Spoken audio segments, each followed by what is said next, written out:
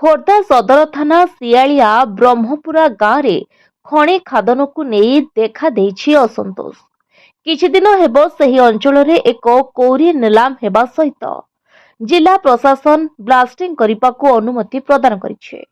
अनुमति पाइबा परे निलामधारी साइन बोर्ड लगाई ब्लास्टिंग आरंभ करुछंती। प्रथम ब्लास्टिंग परे एहाकू बंद करिबाकू सदर थाना रे ब्रह्मपुरा ग्रामवासी अभियोग करथिले। एहाकू खातिर नकरी पुणी गतकाली रातिरे होइथिबा ब्लास्टिंग रे ग्रामवासी मानकर घरे फाट सृष्टि होइछे। एहाकू नेई ग्रामवासी जिलापालक सहित उपजिलापाल जिला खनि विभाग को लिखित अभियोग करिसंते। एहाकू संपूर्ण बंद न करागले आंदोलन करिबाकू चेतावनी दैछंती ग्रामवासी। जय श्री राम। राधामोहन प्रधान। प्रथम देखा अभियोग कौन देखो आप सामने देखुं अभियोग है यही जो ब्लास्टिंग हो 200 ରୁ 250 मीटर आदर्श स्कूल ता पाखक लगिकी आरटीओ ऑफिस तापर ये बाम पटे आम जो छिड़ा तार बाम हाथ बाम पार्श्व यूपी स्कूल नायडू कॉलेज जड़े आलम फैक्ट्री जनकर पब्लिक आ जनकर घर ए देखु घर भांगी कांथ फाटिकी आजबेस्ट भी उड़ी जाइए। देखो केड़ बड़ ब्लास्टिंग कर सामने लगिकी से ये श्मशान गृह आदिवासी साइड श्मशान गृह आंकु केमिदी कौन कौ प्रशासन केमिदी आज्ञा परमिशन देले ब्लास्टिंग यहाँ माने गाँव मत लगुच गाँ तो 200 मीटर आम चल चली गले 200 ରୁ 250 मीटर गाँ एति दूर में कौन दि जाए ब्लास्टिंग परमिशन ये ब्लास्टिंग करने परमिशन देछि किए ये सब परमिशन आज्ञा देला किसी चंचकता ना सी राति राति गोटे ब्लास्टिंग करते भितर भी डिस्कसन होता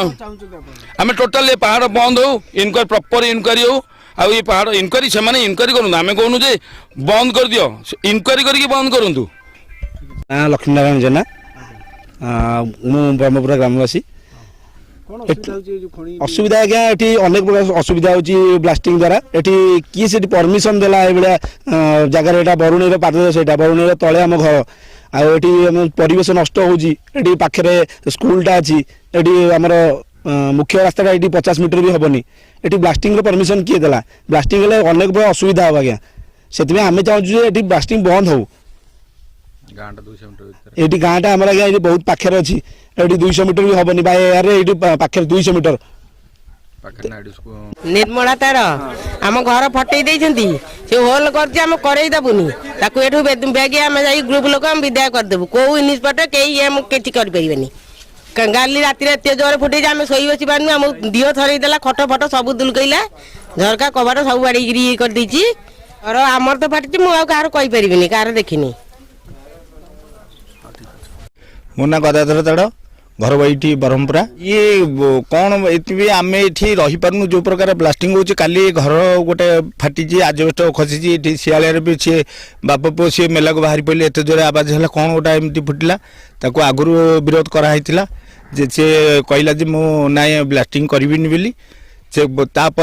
राति जाकि काली 11:30 12टा पर ब्लास्टिंग करपटे भी यातायात होती नायडू कॉलेजटा पाखापाखि लोक जीवा आसा होती भारी भयकर लगुच से बारंबार से यही प्रकार काम करते मना कले भी से मन इच्छा तंकर से नाई ना एमती किसी आम शुणुनु कहीं कि गाँव में सब मीटिंग फिटिंग होनी कि खणी हम बोली सब शुणाशुणी होनी कि आम जानू ए विषय किसी आम बंद करापर सी मन इच्छा सी चलते आम चलू से सब गोटा यात्रा चलते आम कौच ये जदि खणी चलो आम भी गाँव में कहीं रहीपरूँ जहाद्वारा कि एत जो भयंकर लगुच आम रहीपरूँ ये एमती ये जो आवाज होची घर द्वार ये फिर कॉलेज कॉलेज ये अच्छी ये आदर्श स्कूल अच्छी आरटीओटा ये गोटा कंपानी गोटा पब्लिक घर गोटे ये भारी भयंकर लगुच गाई गोरु ये ना कमल लोचन जगदेव आम कुआड़मल ग्राम पंचायत समिति सभ्य प्रतिनिधि से मतामत नहीं ना कि जनशुणी कौन जनशुणी करना आम जाकि सदर थाना जनईलु आमको सार कही ना से फुटेया बंद कर किंतु काली मैंने पुणी जो प्रथम फुटे ट्रांसपोर्टिंग कर विरोध कला सहित आमको बाड़िया मारिया कहले आम पिला